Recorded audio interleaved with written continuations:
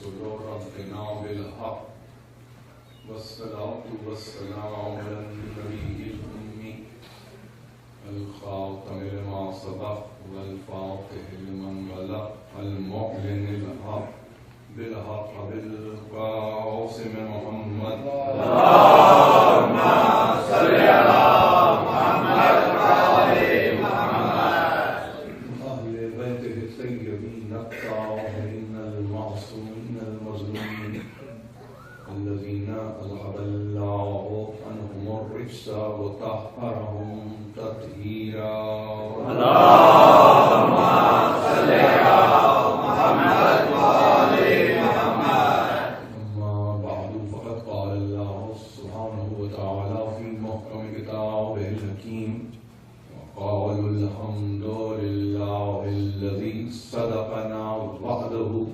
وأورثنا الأرض نتبوأ من الجنة حيث نشاء ونعم أجر العاملين. اللهم صل على محمد وآل محمد. آپ کی مسلسل توجہات اور آپ کی مسلسل شرکت باعث تقویت ہے. ہم آدم آل محمد کے عنوان پر یہ نئی تقریر آپ کی خدمت میں پیش کر رہے ہیں. زحمتوں کی معافی ایک دن کی اور بات ہے، اور میں سمجھتا ہوں کہ اسی طرح سے اگر آپ کی شرکت رہے اور اسی انداز سے اگر آپ شریک ہوتے رہے تو ہم بہت سے مدارج جو علمی ہیں وہ طے کرنے کے قابل رہیں گے. سامعین محترم، جس ہستی والا صفات کا ہم تذکرہ کر رہے ہیں، نہ ہم حق ادا کر سکتے ہیں نہ کسی نے حق ادا کیا ہے. دونوں ہی باتیں ہیں. اس لیے کہ جس کا ہم تذکرہ کر رہے ہیں اس کے لیے کہنے والوں نے بہت کچھ کہا. کسی نے یہ کہا کہ عابد کی شان پاؤں میں بیڑی گلے میں توق اور دوش پر اٹھائے ہوئے بار کربلا. یہ وہ ہستی ہے کہ جس نے کربلا کو منتقل کیا ہے. آپ نے، میں اپنے تمام سننے والوں سے ملتمس ہوں رہتا ہوں کہ دیکھیے، جس طرز پر آپ باقی ہیں اور جس طریقے سے آپ زندگی گزارتے ہیں اس میں اگر معقولیت نہیں ہے تو یقین جانیے کہ جینے کا لطف ہی نہیں. جذبات اور احساسات کے ساتھ تو خوب جیا جاتا ہے، لیکن تعقل کے ساتھ جینے میں جو لطف ہے اس کے معنی ہی کچھ اور ہیں. کربلا ایک پورا جذبہ ہے، کربلا ایک پورا احساس ہے، مگر اس جذبے اور احساس کو عقل کا جامہ پہنایا ہے سید الساجدین نے، زین العابدین نے. آپ کو کل کی تقریر اگر یاد ہو تو میں نے یہی عرض کیا تھا کہ ابھی دنیا کو بکا کے معنی ہی نہیں معلوم کہ بکا کہتے ہیں. دنیا یعنی اس لفظ بکا میں گریہ تلاش کرتی ہے اور دو آنسو، بس اس سے زیادہ ان کو، یعنی اگر میں یہ کہوں آپ سے کہ عرفان بکا نہیں ہے تو بیجا نہ ہوگا. لیکن اس امام نے اس لفظ کو وہ لمٹس عطا کی ہیں. میرے جملوں کو بہت غور سے سنیں، اس لیے کہ ہمارے لیے ایسا نہیں کہ تقریر کے تعلق سے کہہ رہا ہوں، اس فکر کے تعلق سے کہہ رہا ہوں جو آپ میں منتقل ہوئی ہے. یعنی عالم یہ ہے کہ بھائی روتے کیوں ہیں، گریہ کیوں کرتے ہیں، یہ آنسو کیوں بہاتے ہیں، یہ اس میں آخر انہیں ملتا کیا ہے. اب انہیں کوئی بتائے کہ ہم کن سنتوں پہ چل رہے ہیں، ہم کن طریقوں پر چل رہے ہیں، ہم کن راستوں پہ چل رہے ہیں. لیکن انہیں بتایا جاتا ہے کہ جنہیں ہستی کی معرفت تو ہو پہلے، جنہیں ہستی کی معرفت ہی نہیں، اگر میں جواز میں وہ عمل پیش کر دوں تو عمل اگر جواز میں پیش کیا جائے اور عامل ہی پیش نظر نہ ہو کہ عمل کرنے والا کون ہے، تو ایسے عمل کا تذکرہ کرنا ان افراد کے سامنے، ان اشخاص کے سامنے کہ جنہیں معرفت ہی نہیں ہے، کیا لطف آئے گا؟ اس لیے ہم کبھی بہانہ بنا دیتے ہیں، ہم کبھی یہ کہتے ہیں کہ تمہاری سمجھ میں آتے آتے آئے گا، کبھی ہم اس پر گفتگو نہیں کرنا چاہتے اپنے بچوں سے۔ ہم نے کہا ہندوستان پاکستان میں، ہم نے کہا کہ بیٹے کبھی اگر اس کا تذکرہ ہو جائے اور اگر کہیں تم یہ محسوس کرنے لگو کہ خواہ میں کوئی حجت قائم ہو رہی ہے، اس سے اپنے آپ کو الگ کرو، اس لیے کہ ان کو سمجھانا اس طرح سے نہ ہمارا طریقہ ہے، نہ یہ ہمارا رویہ۔ ہم اصول پسند، اور جو اصول پسند ہوتا ہے وہ کہتا ہے پہلے عامل کو دیکھو۔ رسول کی سنت پہ چلنے والے اگر رسول کی سنت پہ چلتے رہیں اور رسول ہی سے واقف نہ ہو تو ایسی سنت کا فائدہ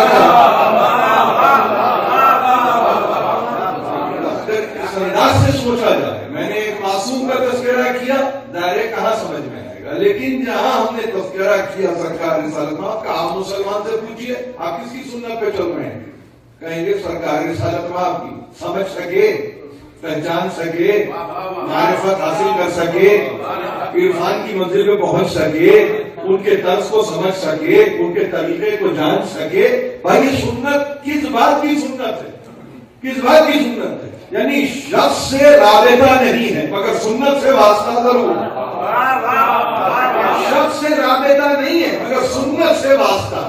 اب کہاں گفتگو کی جا سکتی ہے؟ تو ایسوں کے لیے بہت مشکل ہو جاتا ہے سمجھانا کہ دیکھو اسی گھرانے کا ایک فرد ہے اور اس نے طے کیا ہے کہ 40 برس کی زندگی میں اب میں قوت حاصل کروں گا بکا سے۔ یہ بات اور سنیے، کل کی تقریر ہے یہ، کچھ اور نہیں ہے، یہ کل کی تقریر ہے، ہم اس کو آگے کی منزل پر لے جا رہے ہیں۔ طے کیا، یعنی اگر میں یہ لفظ استعمال کر رہا ہوں تو حیران ہونے کی ضرورت نہیں ہے، چاہے تو میاں سے زلفدار نکال لیں۔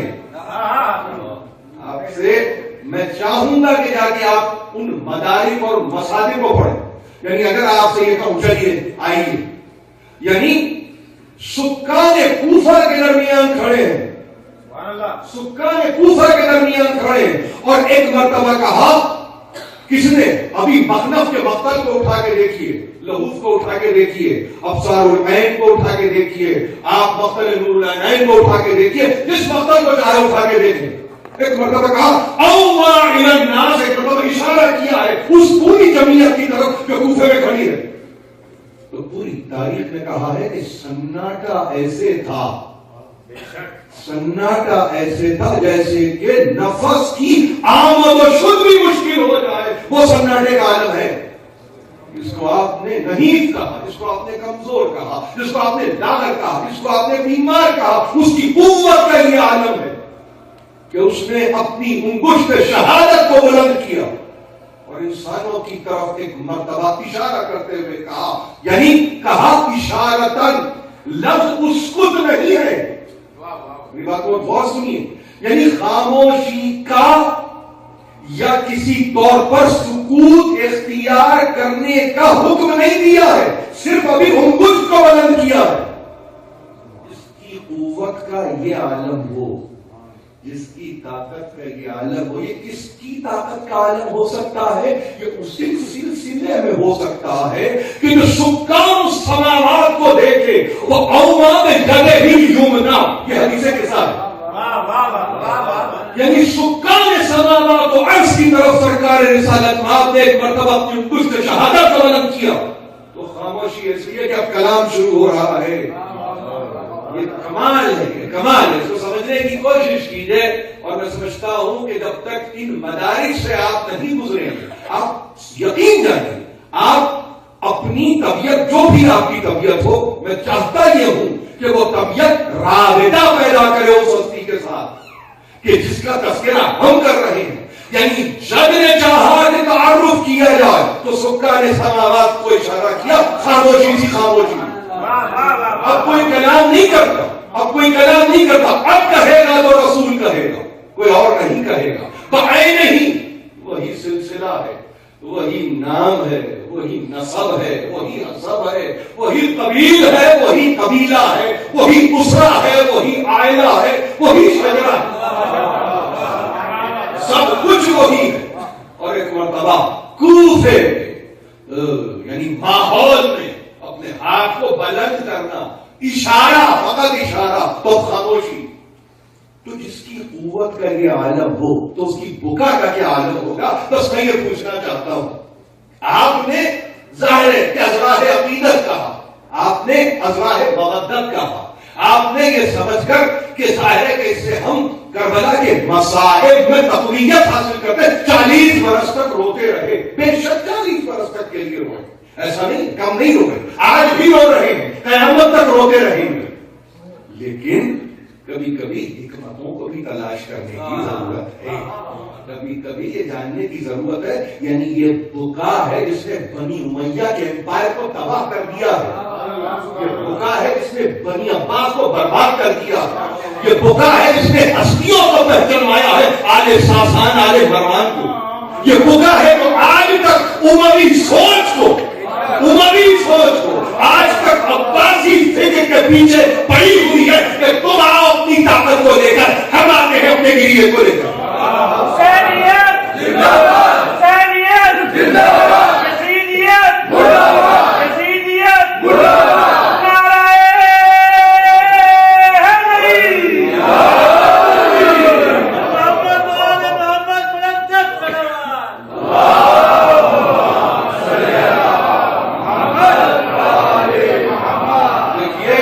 صلوات. حیدری پیش نظر ہے تو گریہ علی ابن حسین کو بھی کم نہ جانی، اپنے بچوں کو کہیے.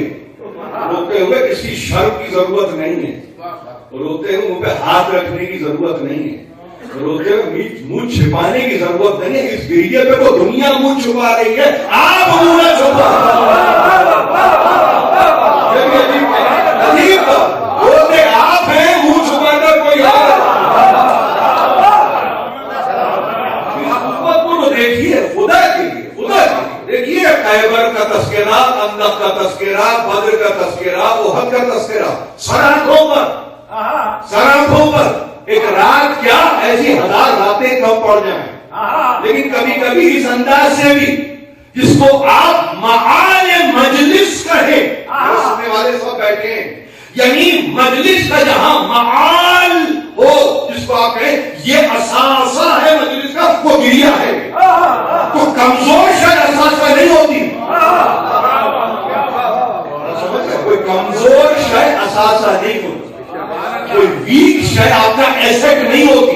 اس کا مطلب یہ سب کچھ اپنے مقام پر 50 منٹ کی تقریر اپنے مقام پہ 10 منٹ کے گریے نے وہ اپنے آپ کو غالب کر دیا. اگر مجلس ہی کی حکمت سے سمجھ لیجیے تو آپ مطمئن جائیں. میں اس لیے نہیں، کوئی درس دینے کے لیے نہیں، مگر میں یہ کہنا چاہتا ہوں جس جگہ، جس مقام پر، جس بلد، جس ملک میں آپ جی رہے ہیں، گھبرا کے نہ جیے، نہ گھبرا کے مارے. زندگی اطمینان کے ساتھ ہو، مطمئن رہی اور اطمینان اس عالم کے ساتھ. جو ہم کر رہے ہیں وہ ایک تسلسل تفنن ہے.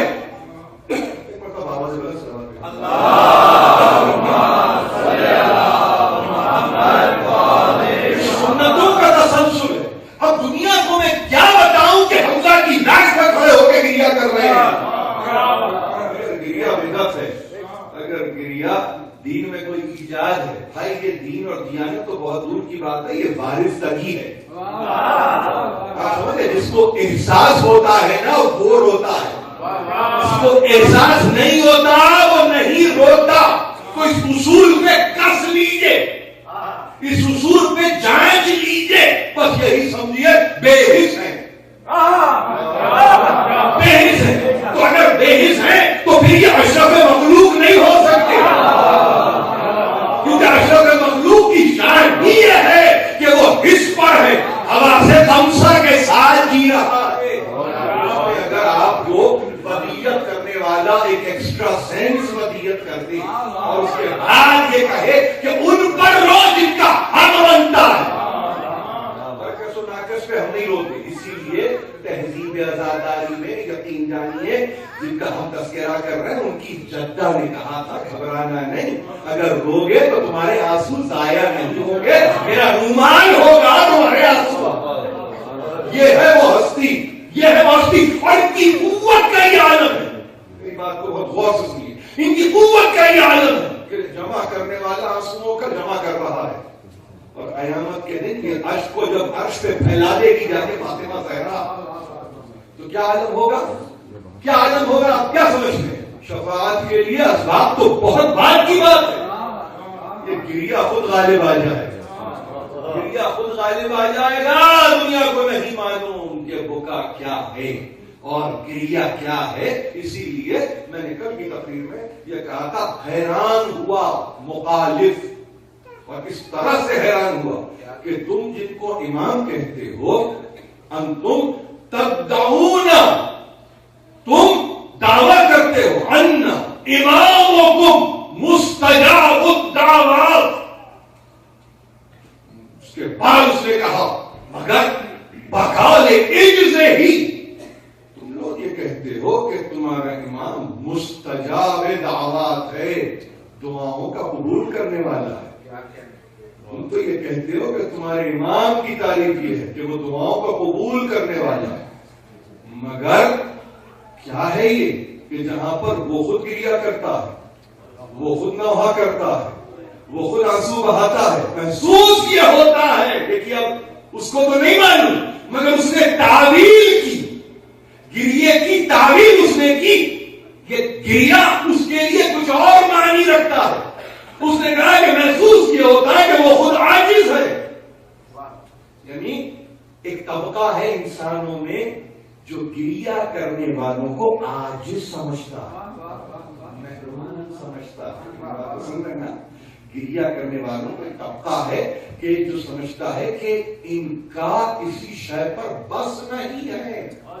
آگے کے وقت یہ کسی شے کے تعلق سے اس منزل پر نہیں ہے کہ یہ کچھ دے سکیں, یہ تو خود رو رہے ہیں. یہ ہے, یعنی اگر آپ کو کل کی پوری تقریر یاد ہے تو میں نے یہی کہا کہ وہ کہنے والا یہ کہتا ہے کہ تم مانگنے کے لیے گئے, تم نے طلب کیا اور اس نے جواب میں گریا کیا. اس سمجھ میں بات نہیں آئی, لیکن یہی تو بات ہے کہ وہاں بھی غلطی ہوئی, یہاں بھی غلطی ہوئی, اور یہ غلطی ہوتی رہے گی, یہ غلطی ہوتی رہے گی. ہم کو پرواہ نہیں ہے اس بات کی کہ کون سمجھ رہا ہے اور کون نہیں سمجھ رہا ہے. ہمیں تو اطمینان یہ ہے کہ جس نے گریا کیا اس کی دعا مقبول ہو گئی, بس. ہمیں اس سے زیادہ دلچسپی نہیں ہے.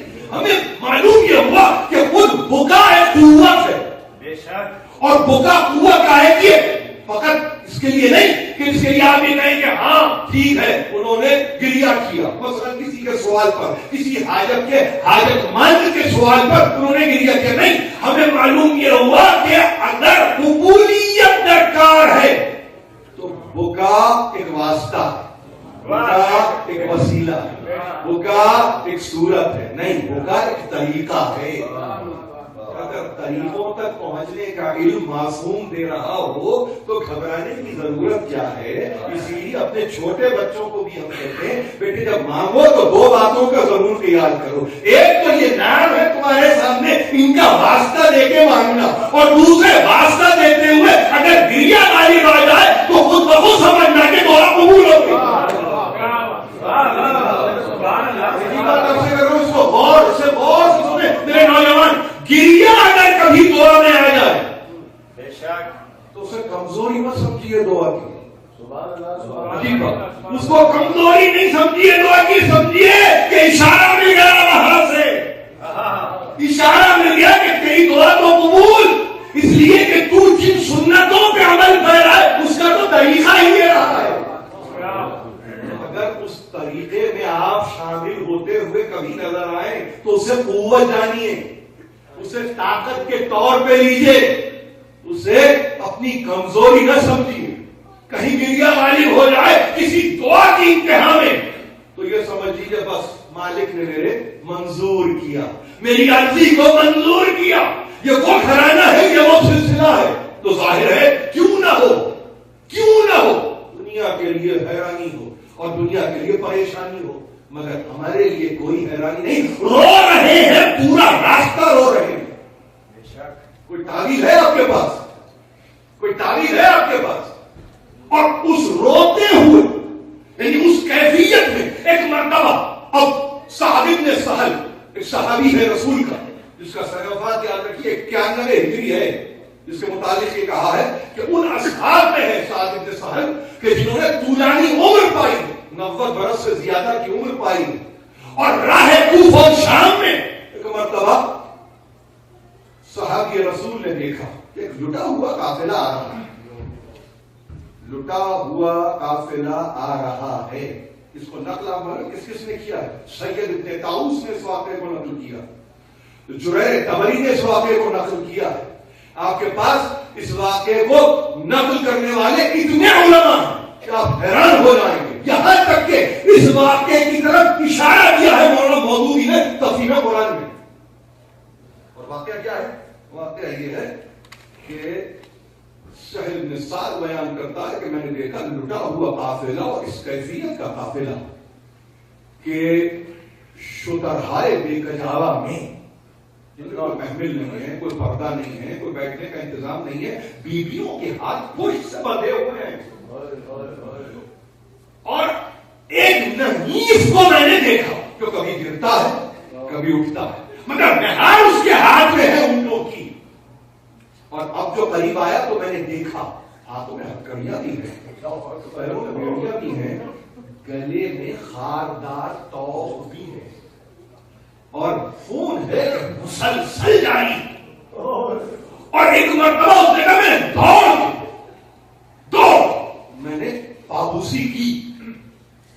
اب جہاد کے کوئی معنی ہو یا نہ ہو مجھے نہیں معلوم، مگر ایسے ماحول میں بڑھ کے ان قدموں سے لپٹ جانا خود جہاد ہے، اس سے بڑھ کے کوئی اور جہاد نہیں ہے۔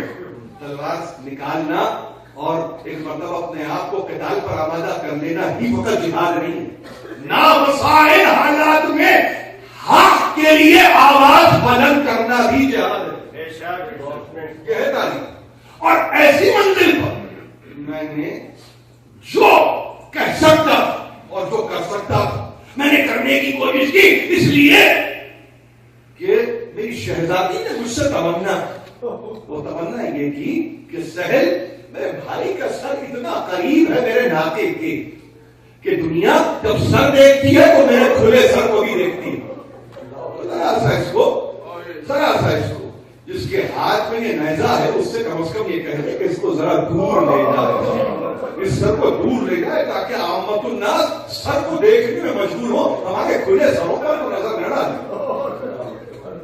یہ دیکھیے ایک عجیب بات ہے، اور میں اس کو یعنی مسائل کی صورت میں نقل نہیں کر رہا، مگر میں چاہتا ہی ہوں کہ وہ احساس کم از کم آپ کے دل میں پیدا ہو کہ مصیبتیں ہیں کہ پا رہی ہیں، آفتیں ہیں کہ گزر رہی ہیں، مگر پائے استقامت لڑکا اندام نہیں ہے۔ دنیا کو جیسے نظر آ رہا ہے جیسے ہے اپنی جگہ ہوگا، لیکن یہ وہ ہستی ہے کہ جو آدمیت کے وجود کو قائم کر رہی ہے۔ یہ آدم آل محمد ہے، اسی کو حق پہنچتا ہے کہ یہ آدمیت کو قائم کر دے، کسی اور کو نہیں۔ مرتبہ سہل نے کہا کہ میں نے دیکھا کہ بوڑھا شامی نزدیک آیا، اور آگے اس نے بے اختیار آسمان کی طرف دیکھ کے کہا الحمدللہ الذی قتلکم واہلککم وقطع قرن الفتنة عن الاسلام۔ اس نوجوان کے نزدیک وہ بوڑھا شامی آیا، اس نے آنے کے بعد کہا شکر ہے پیدا کرنے والے کا جس نے کہ تمہیں قتل کیا، شکر ہے پیدا کرنے والے کا کہ جس نے تمہیں ہلاکت کا منہ دکھایا، شکر ہے پیدا کرنے والے کا کہ جس نے اسلام سے فتنے کو دور کر دیا۔ یہ شامی ہے بوڑھا شامی اور اس نحیف نوجوان سے یہ گفتگو کر رہا ہے جو بظاہر مجبور ہے، جو بظاہر لاچار ہے، جس کے مطابق میں نے عرض کیا ہے، ابھی تو کہا ہے کبھی اٹھتا ہے کبھی گرتا ہے، یہ کیفیت میں ہے۔ ایک مرتبہ وہ نوجوان کھڑا ہوا، اس کے مقابلے پہ کہنے لگا، اے شخص تو ہم سے واقف ہے؟ خاموش خاموش۔ کہا تجھے کیا معلوم؟ کہا مجھے یہ معلوم ہے کہ امیر کے خلاف کچھ لوگوں نے بغاوت کی، اور یہ سر اس خارجی کا ہے کہ جس نے امیر کے خلاف بغاوت کی اور گویا اس نے حکومت کے خلاف ایک ایسی کوشش کی کہ جس سے تختہ پلٹ گیا۔ اس نے کہا کہ اور اس کے علاوہ تجھے علم ہے؟ اس نوجوان نے کہا تجھے اور اس کے علاوہ کچھ علم ہے کہ ہم کون؟ کہا نہیں۔ کہا دیکھ رہا ہوں کھلے سر، دیکھ رہا ہوں کہ کچھ عورتیں ہیں جو ناپوں پہ سوار ہیں، مگر شکر ہے خدا کا قرآن پڑھتا ہے۔ اب دیکھیے وہ منزل دیکھیے، وہ ماحول دیکھیے، وہ حالات دیکھیے، اور اس میں کرنا چاہتا ہوں جو آپ کی قوت ہے اس کو سمجھیے، یہ آپ کی قوت ہے، یہ میراث آپ کی ہے، کسی اور کی میراث نہیں ہے۔ ایک لفظ کا ذمہ دار ہوں میں، یہ میراث آپ کی ہے، یعنی اگر قرآن کو صرف کرنے کے لیے جائے تو یہ آپ کی میراث ہے، کسی اور کی میراث نہیں ہے۔ یہ طاقت آپ کے پاس ہے، کسی اور کے پاس نہیں ہے۔ فقط اچھے ماحول میں قرآن کو پڑھ لینا، اور ذرا سا وقت آ جائے تو قرآن فراموشی پہ آمادہ ہو جانا، یہ ہمارا طریقہ نہیں ہے۔ ہمارا طریقہ تو یہ ہے کہ مصیبتیں پڑتی جائیں تو قرآن اور ہمارے سسٹم میں رواں ہوتا جائے، یہ ہے ہماری تہذیب، یہ ہماری وراثت۔ مرتبہ تم نے قرآن کو پڑھا؟ پڑھا تو ہے۔ کیا تم نے سورہ شورى کی اس آیت کی تلاوت کی ہے؟ قل لا اسألكم علیہ اجرا الا المودۃ فی القربى؟ تم نے اس آیت کی تلاوت کی ہے، تم نے پڑھا؟ بے اختیار کہا میں نے اس آیت کو پڑھا۔ کیا تم نے سورہ بنی اسرائیل سے وَآتِ ذِی الْقُرْبَى حق و حقوق کی تلاوت کی ہے، مطلوب کیا ہے؟ کہا میں نے کیا ہے۔ کیا تو نے انفال سے اس آیت کو پڑھا ہے؟ وَاعْلَمُوا أَنَّمَا غَنِمْتُم مِّن شَيْءٍ؟ اس آیت کی تلاوت کی ہے تم نے؟ کہا میں نے ساری آیتوں کی تلاوت کی ہے، مگر اس سے تمہارا تعلق کیا ہے؟ دیکھیے تعارف میں اپنی تعریف نہیں کی، قرآن کو پیش کیا ہے۔ تعارف میں اپنی تعریف نہیں ہے، قرآن کو پیش کر دیا کہ قرآن ہمارا قصیدہ پڑھتا ہے۔ زبان کی تعریف نہیں ہے، معجزہ ہے کلام قرآن، وہ اپنا اعجاز اب بتائے گا۔ بے اختیار کہا کہ ہاں مگر تمہارا کیا؟ سنو، کہا سنو، آیت ہے نا قل لا اسألکم علیہ اجرا الا المودۃ فی القربى، تو اس میں جو یہ لفظ قربہ ہے نا، یہ ہم ہیں، یہ بیویاں ہیں جو ناپوں پہ بیٹھی ہیں۔ یہ عجیب بات ہے۔ دیکھیے میں اس کر رہا ہوں آپ سے سورہ شورى کی اس آیت کو نہیں معلوم آپ کس کس طرح سے پڑھتے ہیں، کس کس طرح سے صرف کرتے ہیں۔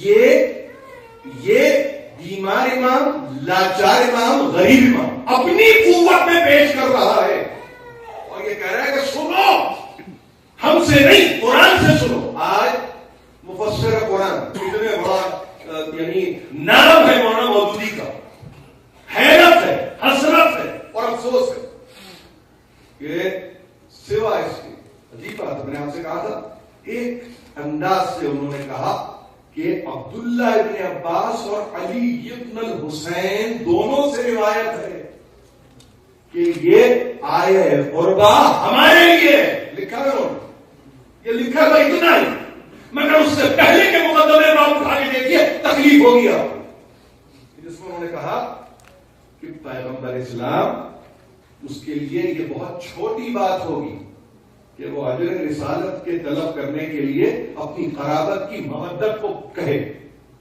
وہ کہتے ہیں بقول ان کے یہ بہت ہی گری ہوئی بات ہے.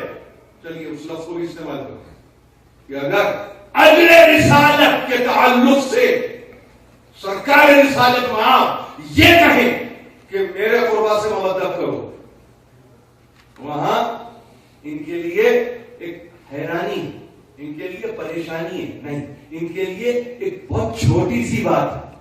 یہ سمجھتے ہیں کہ یہ اجر رسالت نہیں جو انبیاء گزر گئے پہلے والے، اور جب ان سے پوچھنے والے پوچھتے تھے کہ کیا اجر ہے تو حکم خداوندی ان کے لیے ہوتا تھا کہ تمہارے لیے ہم کوئی تم سے اجر طلب نہیں کرتے، جو اجر ہے وہ عالمین کے رب پر ہے.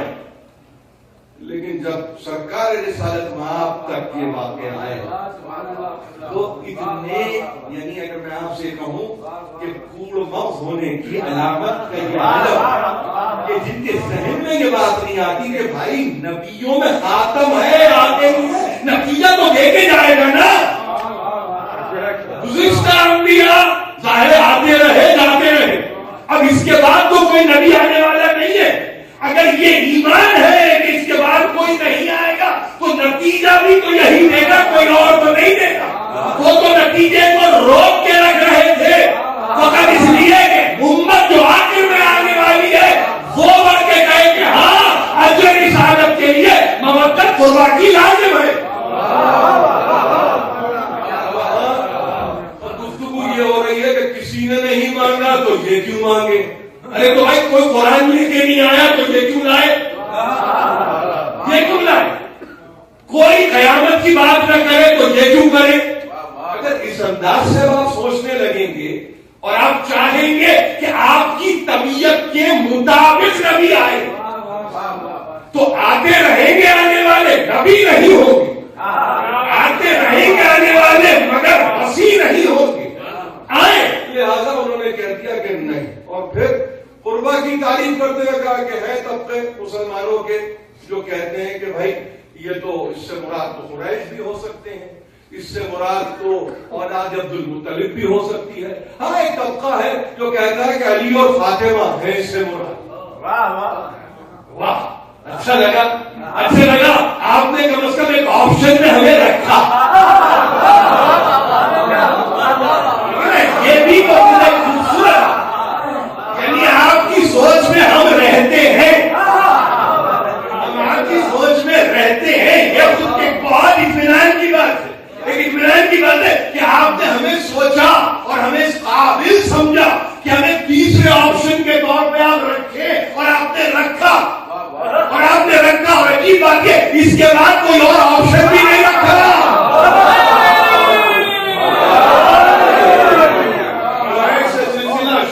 دیکھیے میں عجیب بات کر رہا ہوں آپ سے، یہ سب یہاں بیٹھے نفسیات کی بات ہے. دائرے کو پہلے بہت وسیع کیا، پھر خطبہ کو تنگ کیا، پھر ایک نقطے میں لاگے رکھ دیا. تو یہی تو نقطہ ہے جو بولتا ہے.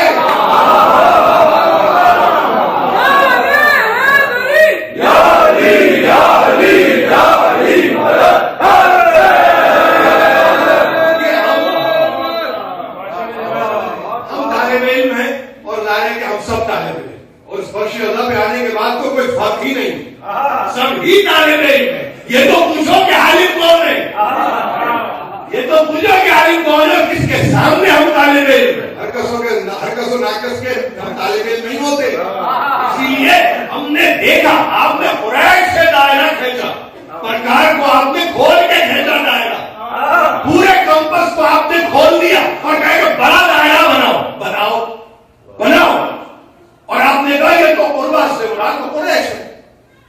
پھر اس کے بعد خود ریوائز کیا اپنے اوپینین کو، اور ایک بات کہ نہیں بہت پڑ جائے گی بات تو دنیا کہے گی بھائی وہ تو کھڑا ہے ابو لہب بھی وہی بولیں گے. سمجھ گئے؟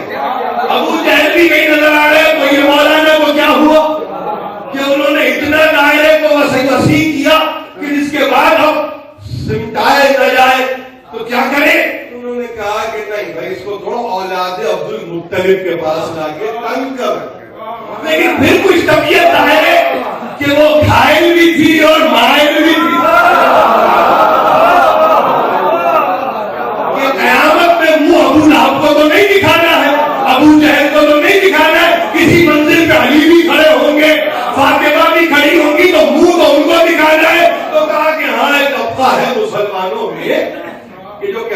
کہ قربا سے یہ مراد ہے، یہ مراد ہے. اور اس کے بعد لکھا ہے کہ عبداللہ ابن عباس، ابو سعید خدری، ابو حاتم بزار، ابو یولا، یہ سب کے سب کہتے ہیں کہ ہاں اس سے مراد علی ابن الحسین بھی ہیں، مگر نہیں معلوم یہ کیسے ہیں.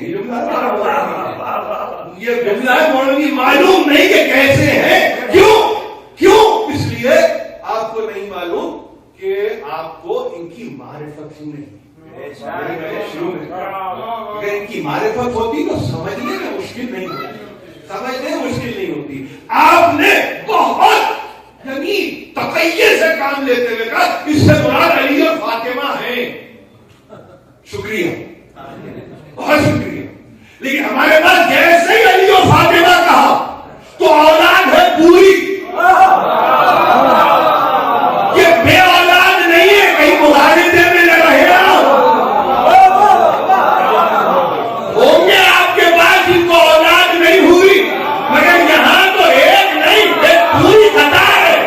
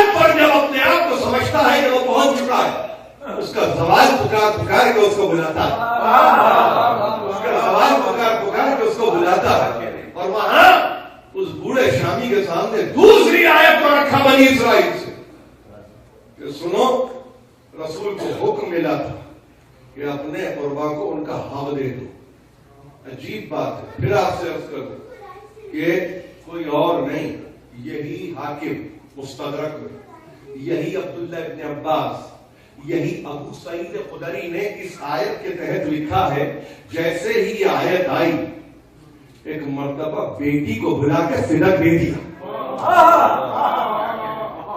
یعنی آیت آئی اور اس آیت کے آتے ہی بیٹی کو بلا کے فدک دے دیا. اب قرآن سے چونکہ یعنی اگر میں آپ سے کہوں کہ ٹھیک ہے ترجمہ اپنی جگہ، تفسیر اپنی جگہ، مگر جہاں طبیعت میں غنیمتم سے مراد فقط مال غنیمت طبیعت ہے، یہ طبیعت ہے نا، غنیمت ہی کی طرف لگی رہتی ہے طبیعت. لیکن معلوم نہیں کہ غنائم کہتے کسے ہیں، غنیمت کہتے کسے. اسپوائل آف وار خالی غنیمت نہیں ہے، ٹریڈ اور لیبر کے نتیجے میں ہونے والے پروفٹ کو بھی غنیمت کہتے ہیں. لیکن چونکہ لفظ رکھا ہوا تھا انہوں نے کہا یہ مال غنیمت، تو لوٹنے والے ازل سے لوٹتے رہیں گے ابد تک، تو اس سے زیادہ سوچ نہ سکے. دیکھو دائیں بائیں دیکھو کہ جلال الدین سیوطی نے تفسیر دور منصور میں کیا کہا ہے، طبری نے اپنی تفسیر میں کیا کہا ہے، آلوسی نے اپنی تفسیر میں کیا کہا ہے. اگر ذرا سا دیکھتے یقین جانیے کہ فکر بلند ہو جاتی. مگر چونکہ بدر کو قائم کیا تھا یہی کہہ کے کہ حملہ کر دیا، تو ظاہر ہے کہ مزاج میں حملہ کرنا، مزاج میں مال لوٹنا اتنا داخل ہے کہ معلوم ہی نہیں کہ غنائم کے اور کیا شیڈز ہوتے ہیں، امکانات کیا ہوتے ہیں. سب کے سب یہ کہہ رہے ہیں، سب کے سب یہ کہہ رہے ہیں کہ سنو، یہ جہاں پہ حق دینے کا تذکرہ ہے نا قربا کو کہ ان کا حق دے دو، تو وہاں پر فاطمہ زہرا ہے، فاطمہ زہرا بلا کے دیا ہے بیٹی کو. بے شک اب یہاں پر یہ مقدمہ قائم کرنا، یہ مقدمہ قائم کیے صاحب، یعنی میں کبھی کبھی سوچتا یہ ہوں کہ کہیں واقعاتی مجلس ہو کے نہ رہ جائے کہ واقعے کے بعد واقعہ بیان کرتے. نہیں، میں نہیں چاہتا، مگر کہنا یہ چاہتا ہوں کہ عالم یہ ہے کہ نہیں، ایک طبقہ ایسا بھی ہے کہ جو کہتا ہے کہ رسول کے بعد یہ قربا کو ان کا حق دینے کا سلسلہ اس کو موقوف ہو جانا چاہیے، منسوخ ہو جانا چاہیے۔ ایک طبقہ ہے انسانوں میں جو کہتا ہے کہ جو رسول کی جگہ خلافت پر آیا ہو اس کے اقربا کو ملنا چاہیے۔ یہ عجیب فکر ہے مولانا مودودی کا، رسول کی جگہ خلافت۔ ارے بھائی رسول سے رسالت ہے، خلافت نہیں ہے۔ رسول کی جگہ جو خلافت پر آئے اس کے اقربا کو یہ ملنا چاہیے۔ رسول کی جگہ خلیفہ، ارے رسول ہے وہ رسول ہے، اسی لیے ہمارے پاس رسول کے بعد خلافت نہیں، پورا سلسلہ امامت کا ہے، اس لیے کہ امامت ہدایت کی ضامن ہے۔ امامت ہدایت کی ضمانت کا ہے، خلافت نہیں، امامت سے ہدایت ہے۔ میں آیت پڑھ چکا ہوں، وَجَعَلْنَا مِنْهُمْ أَئِمَّةً يَهْدُونَ بِأَمْرِنَا۔ امامت ہدایت سے مشتق ہے، ملی ہوئی ہے۔ تو کہا کہ نہیں، ایسی صورت میں ظاہر ہے کہ جو بعد رسول اس منزل پر آئے تو اس کے اقربا، یا پھر ایک تیسرا طبقہ ہے وہ یہ کہتا ہے کہ رسول کے وہ اقربا جو غریب رہے ہوں۔ یہ فیصلہ کرنے والے آپ کون ہیں بھائی؟ یہ آپ اتنے آپشنز دینے والے ہیں کون؟ آپ کو اختیار کس نے دیا؟ اسی لیے کہتے ہیں کہ آپ کی مذہب میں کوئی جگہ اس لیے نہیں بنتی کہ آپ خواہ مخواہ کا قیاس کرتے ہیں۔ افضل من قاس وهو ابلیس، جس نے پہلا قیاس کیا تھا وہ ابلیس تھا۔ وہ ابلیس صفت نہ بنو، ابلیس صفت بننے کا مطلب طبیعت میں شیطنت باہر ہو جاتی ہے۔ میں بچانا چاہتا ہوں شیطنت سے۔ گزارش یہ ہے کہ آیتوں کو پڑھتے ہوئے بہت ہی تحمل کی ضرورت ہے، اور یہی وجہ ہے کہ خلافت کے دربار میں جا کے جب میری شہزادی کھڑی ہوئی ہے، عمر ہے 18 برس، اور جس کے مقابلے پہ جا کے کھڑی ہے وہ کوئی معمولی عمر کے لوگ نہیں ہیں، وہ بڑے لوگ، بڑی عمر کے لوگ ہیں، نہیں معلوم کتنا قرآن پڑھ چکے تھے۔ مگر ایک مرتبہ کا سنو، پہلا درس تمہیں دے دوں، یا ایھا الذین آمنوا، اے ایمان والو، ظاہر ہے تو پھر کیا کرو؟ تقوی اختیار کرو، اتقوا اللہ، یا ایھا الذین آمنوا اتقوا اللہ حق تقاتہ، جو حق ہے تقوی اختیار کرنے کا، اپنی پسند و ناپسند میں مبنی تقوی نہیں۔ یہاں تک تقوی، اس کے بعد میری مرضی، یہاں تک محتاط رہنا، اس کے بعد میری مرضی نہیں۔ تقوی اختیار کرو، حق تقاتہ ولا تموتن ولا انتم مسلمون، ولا تموتن الا وانتم مسلمون، مرنا نہیں مگر اسلام پہ مرنا۔ یہ پہلی آیت پڑھی ہے دربار خلافت میں جا کے، یہ سرنامے کی آیت ہے۔ جیسے ہم سرنامے میں خطبہ پڑھتے ہیں نا، تو بعد حمد اور بعد نعت اگر قرآن کی کسی آیت کو پڑھا ہے وہی آیت ہے کہ تقوی اختیار کرو، جو حق ہے تقوی اختیار کرنے کا، اور مرنا نہیں، یعنی جو تمہارا دین ہے اس دین پر مرو، گزشتہ دین پہ نہیں مرنا۔ یعنی عجیب تعلیم، عجیب تقدیر، عجیب توضیح، عجیب نصیحت ہے، نہیں عجیب وصیت ہے۔ اتنے بڑے ہو گئے ہو، سمجھو قرآن کو ہم بتائیں گے تمہیں قرآن کیا ہے۔ محروم تم نے کیا مجھے، مگر تمہارے محروم کرنے سے مجھے نقصان نہیں پہنچتا۔ میرا کام تو وہی ہے جو میرے باپ کا کام ہے، سمجھانا۔ وہی کام ہے جو میرے باپ کا کام ہے۔ اسی دنوں کی بات تھی، یعنی دیکھیے عجیب بات ہے، میرے سب سننے والے انتہائی سمجھدار ہیں۔ یعنی کب کی بات ہے؟ آپ کے سامنے سارے کوئی عقیدے کے تحت 12 ربیع الاولیٰ کو اگر آپ کہیں کہ وفات ہے تو کیا طے ہے نا کہ وفات سیدہ کب ہے؟ یعنی بمشکل تمام 100 دن سے زیادہ نہیں ہے، میں آپ مسلمانوں کو سامنے رکھ کے گفتگو کر رہا ہوں. لیکن 100 دن میں اس آیت کو پڑھنا دلیل ہے کہ 100 ہی دنوں میں قرآن بھول چکے تھے. 100 دنوں میں قرآن بھول چکے تھے. پہلا سبق ہے ایمان والوں کے لیے. پہلا سبق ہے بقرہ کا. پہلا سبق ہے ذالک الکتاب لا ریب فیہ ھدی للمتقین یا ایھا الذین آمنوا اتقوا اللہ حق تقاتہ ولا تموتن الا وانتم مسلمون. تقوی اختیار کرو جو حق ہے تقوی اختیار کرنے کا, اور اپنے دین پہ مرنا, گزشتہ دین پہ نہیں مرنا. ایک دین رکھتے تھے, ایک دین رکھتے تھے, اس پہ نہیں مرنا, اس پہ مرنا.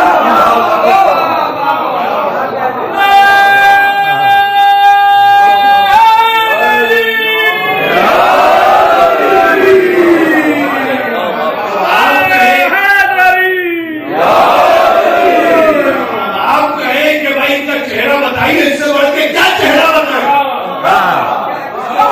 کیا چہرہ بتائیں کہ سیدہ چہرہ بتا رہی ہے. یہ ہے آئینہ قرآن.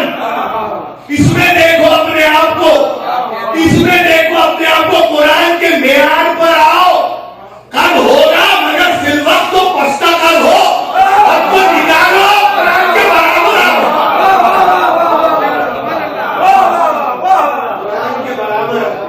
یہ میری شہزادی کا احسان ہے, یہ میری شہزادی کا احسان ہے کہ جس کے متعلق کہا کہ ہاں یہ فدق ہے مگر اس کو ملے جو رسول کے بعد خلافت کی منزل پر ہے.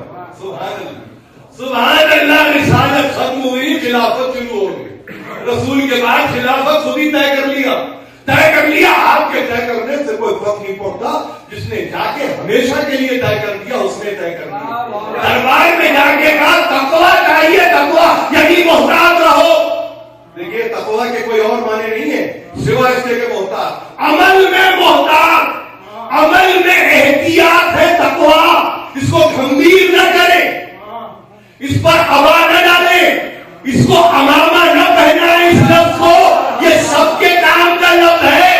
یہ فقط مولویوں کے لیے لفظ نہیں ہے, یہ امت کے لیے لفظ ہے. تو اس کو ہوا میں ملبوس نہ کرے, اس کے لیے جوبہ و دستار تلاش نہ کرے, اس کو ٹوپی امامہ نہ پہنائے, کچھ نہ کرے, اس کو کھلا رہنے دے. اور اس نصیحت کو سنیں. دیکھو محتاط, اپنے عمل میں محتاط, اپنے عمل میں احتیاط.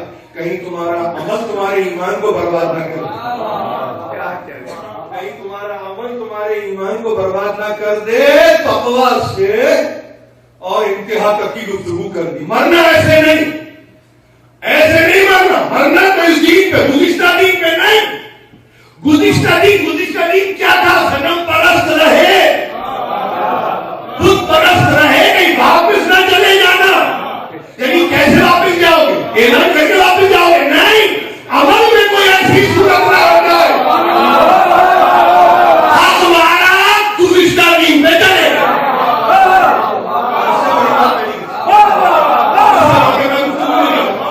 کسی کا مارا گئے گزشتہ دین پہ, تو اب کسی کو فتویٰ دینے کی ضرورت نہیں ہے کہ کس دین پہ مرے. قرآن نے فیصلہ کیا, ہمیں فتویٰ دینے کی ضرورت نہیں. تو احتیاط. کیا نتیجہ ملا؟ یہ ان کے لیے نتیجہ نہیں ہے, ہم سب کے لیے. دیکھیے کیا, اسی لیے ہم اپنی زندگیوں میں اتنے محتاط رہتے ہیں. یعنی ایک ایک آنے کا, ایک ایک پیسے کا حساب دیتے ہیں. ہم نہیں چاہتے کسی کا بوجھ رہ جائے, ہم نہیں چاہتے کہ کہیں ہم دیندار رہ جائیں, ہم نہیں چاہتے کہ کبھی ہماری گردن پہ کوئی قرض رہ جائے اور دنیا سے گزر جائے. حق دے دو, جس کا جو ہے دے دو, روک کے نہ رکھو, روک کے نہ رکھو. اس لیے کہ روکو گے انہیں میں مل جاؤ گے. روکنا نہیں, کبھی نہیں روکنا, کبھی نہیں. عبرت ہے, تاریخ نے عبرت میں انعام دیے. تاریخ نے عبرت کے ساتھ یہ شخصیتوں کو پہچانوایا. تو عبرت آموز ہے تاریخ. تو عقل مند کے لیے اشارہ کافی ہے, اس سے زیادہ گفتگو نہیں ہو سکتی. فاطمہ زہرا نے کہا جا کے دربار خلافت تک کو تم میرے حوالے نہیں کرتے نہ کرو، مگر اصول کو سمجھ لو. یہ اصول کیا ہے؟ اصول کیا ہے؟ حقدار کو اس کا حق ملنا چاہیے. گفتگو آج کی جب تک کل کی تقریر ہے، سیر حاصل گفتگو کریں گے. کچھ وقت اضافی اگر ہو جائے تو اپنی مصروفیات میں سے وقت کو نکالیے اور اپنے آپ کو آمادہ کیجیے. اور میں چاہوں گا کہ اگر ہمارے کچھ احباب یعنی پڑھنے سے رہ گئے، اب وہ سلام اب وہ نہ ہو کبھی ایسے، اس لیے کہ نہیں معلوم کہ پھر موقع کب آتا ہے، نہیں معلوم موقع کب آتا ہے. ہم تو ظاہر کے تمنائی بات کے تمنائی کہ بس تذکرہ ہوتے ہیں، تذکرہ ہوتے ہیں، ہم کریں کوئی اور، یہ تذکرہ ہوتا ہے. اور دیکھیے تذکرہ مسلسل ہو رہا ہے، مسلسل تذکرہ ہو رہا ہے. کبھی قیدیوں کے نام پہ تذکرہ ہوتا ہے، کبھی بچوں کے نام پہ تذکرہ ہوتا ہے، کبھی رکے ہوئے قافلے کے نام پہ تذکرہ ہوتا ہے، کبھی کھلے ہوئے سروں کے تعلق سے تذکرہ ہوتا ہے. کیسے کیسے تذکرہ کرتے ہیں ہم نہیں معلوم، مگر یہ ہے کہ اس کو قبول کرنے والے قبول کریں، پسند کرنے والے اسے پسند کرنے، اور آپ کے مسائی مشغول ہو جائیں. بس یہی دعا رہتی ہے. اسی دعا کے ساتھ ہم مجلسوں میں آتے ہیں، اسی دعاؤں کے ساتھ ہم مجلسوں میں جاتے ہیں، وہی معال مجلس کی طرف بڑھتے ہوئے جو مبنی کا دھوکہ ہے. اب دنیا کو کیا پتا کہ اس دھوکہ میں ندا ہے، اس دعا میں دعا ہے، نہیں معلوم، دنیا نہیں جانتی. مگر یہ ہماری قوت ہے، یہ ہماری طاقت ہے، اسی میں ہماری استقامت ہے. یہ جو آہ بلند ہوتی ہے نا، اور یہ جو آسمان کی سرحدوں کو پار کرتی ہے، تو جہاں جاتی ہے یہ آہ وہاں چلی جاتی ہے. اور ظاہر ہے کہ وہ ہماری عبادتوں کا مقبول کرنے والا ہے. عزیزو، کوفے کا سفر ہے، اور ایسا سفر ہے کہ جس کے متعلق کہا ہے کہ شیطانیاں، لٹا ہوا قافلہ، تماچے کھائے ہوئے بچے، ایک رسن میں بستہ، ایک پورا گھرانہ ہے جو مسلسل چل رہا ہے، مسلسل چل رہا ہے. اس میں ایک منظر یہ بھی دیکھنے والوں نے دیکھا کہ کوفے کے شہر میں اب یہ قافلہ آیا، کسی نے مسلم ابن عقیل کی قبر کی طرف اشارہ کیا. چلتے ہوئے ناطے سے مسلم کی بیٹی نے ایک مرتبہ جست لگائی، باپ کی قبر پہ جا کے بیٹھ گئی اور روتے ہوئے بس یہ کہتی تھی، بابا بابا چچا مارے، بابا حسین مارے، بابا عباس مارے، بابا بھیا علی اکبر مارے، بابا بھائی قاسم مارے، بابا اور محمد مارے گئے. بابا یہ آپ کی یتیمہ ہے جو آپ کی خدمت میں آئی ہے. بہت نزدیک سے سکینہ نے دیکھا ہے قبر پر یتیم ہے مسلم کو. ظاہر ہے یہ وہ بچی ہے کہ جو اپنے باپ کی قبر کو تو نہیں دیکھ سکتا، نہیں دیکھ سکتا. حیران ہے سکینہ کہ اس طرح سے بھی قبر کو مخاطب کیا جاتا ہے، اس طرح سے بھی قبر سے خطاب کیا جاتا ہے. اسی ماحول میں کسی نے دیکھا کہ ایک عدد قاتل ایک سر کو شکار بند میں ڈال کے کبھی گھوڑے کو تیزی سے دوڑاتا ہے اور کبھی اس گھوڑے کو سست کر دیتا ہے. پوچھنے والے نے پوچھا کہ شکار بند میں سر کس کا ہے؟ تو جواب دینے والے نے جواب دیا، اس میں عباس کا سر ہے. شکار بند میں